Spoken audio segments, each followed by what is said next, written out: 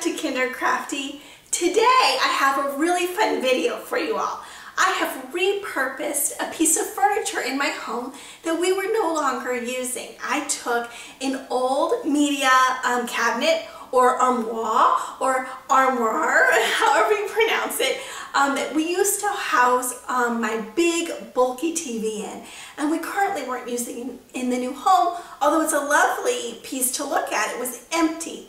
So today I'm going to show you how I'm transforming it into my little learning center or my learning station for all those learning supplies that I like to work with my son when we do some of our lessons at home.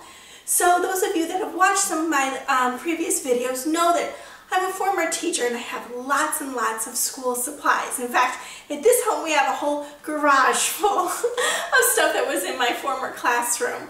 So I take out some of the supplies that are age appropriate and developmentally appropriate for my son at this age, but I didn't have anywhere to put them. And in this home I was finding that I was kind of like, rethinking, do I want to walk all the way down to his, little wing of the house and look in this closet and find the stuff that I need?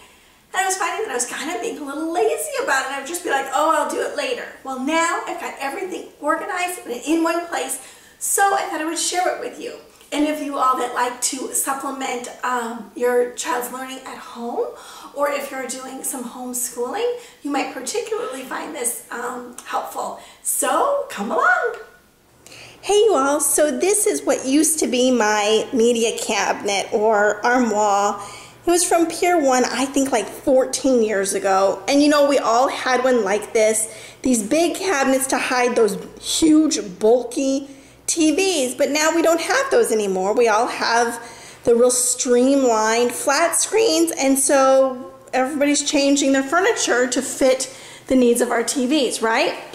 So I had this empty cabinet and I didn't know what I was going to use it for. And so today I want to show you.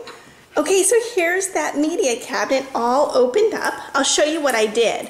I put a couple of command hooks, I think these are new, here for some posters, and I can slide them right up. So we got numbers over there, and we have August and September words over here. My little boy likes to point to it with like a little pointer and practice reading. Back here I made, oh gosh, that's really dark. I made an alphabet strip using stickers from the dollar bin at Target and just a sentence strip. Here I have all of my learning resources, books that I reference, and sentence strips. These are books that we're reading together. A lot of them are independent reads for him. And here I have math games, things to practice his name, beads, one of these foamy shapes.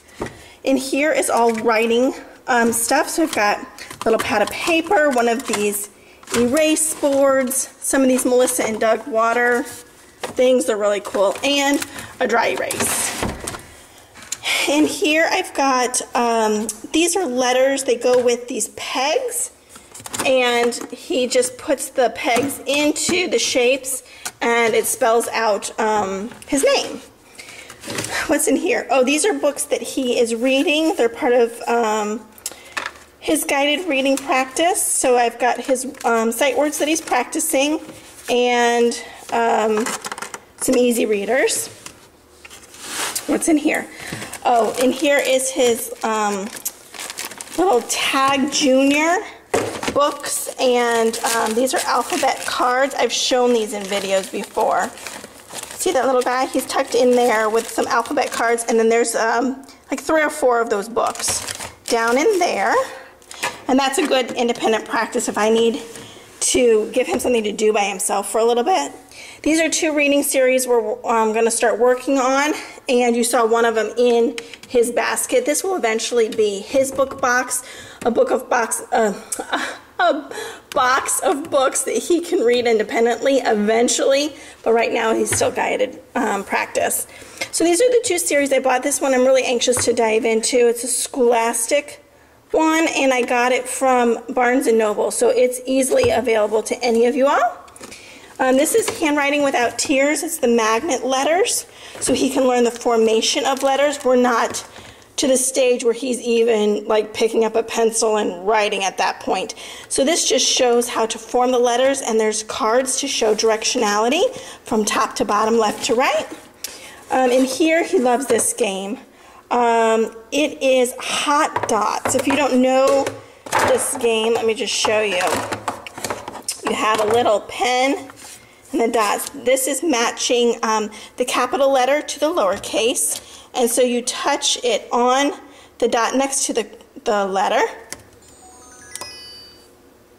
See, and it showed that it was correct. Let's pick one that's not correct. He says, sorry. So anyway, he's been practicing that. And here is just a number puzzle set. So the grooves fit perfectly with the correct number items. So the 3 fits perfectly with the 3 butterflies. Let me show you what I have down here, this little spot.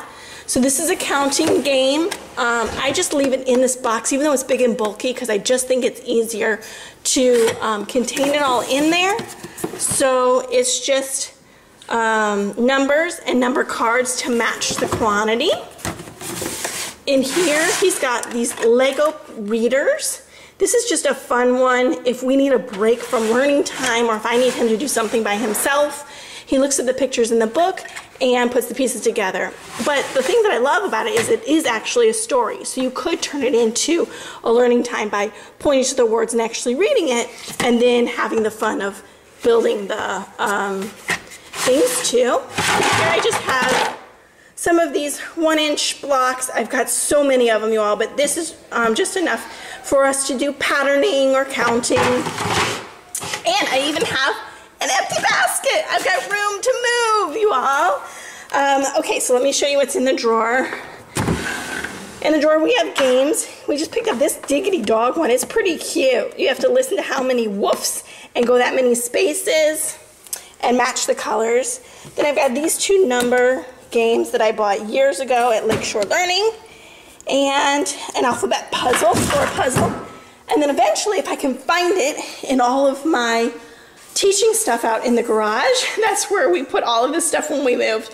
A little, you know, like a little cheap CD player to play some learning music. And that's it, you all. So I think it was kind of fun. Hi! To take an old piece of furniture that you would ordinarily just get rid of and turn it into something, you know, really functional. Because I know that there's a lot of you all that like to supplement learning at home, or that are doing homeschooling. So let's see. Hey, Monkey, can you close those doors? Well, and show. Mommy. Thank you, honey. And show my friends how it looks all closed up.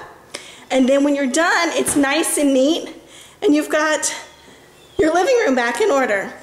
Okay, so hopefully this inspired you all to use one of those pieces of furniture that maybe you would have ordinarily gotten rid of or passed by at the Goodwill or the thrift store.